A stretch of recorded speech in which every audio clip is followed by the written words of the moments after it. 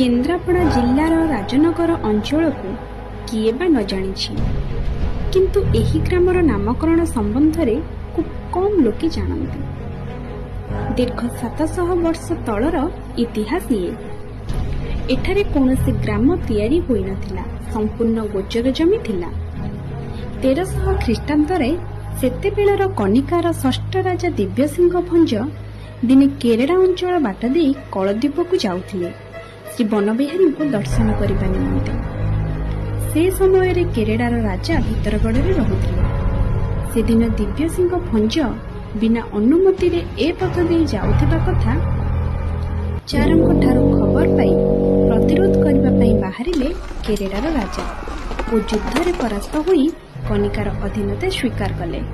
दिव्यसिंह भंज सेठारू एक कोश दूर रे युद्धश्रम करने निमंते विश्राम नेले। से स्थानर प्राकृतिक सौंदर्य रे विमोहित होई से स्थानर नाम रखिले राजनगर।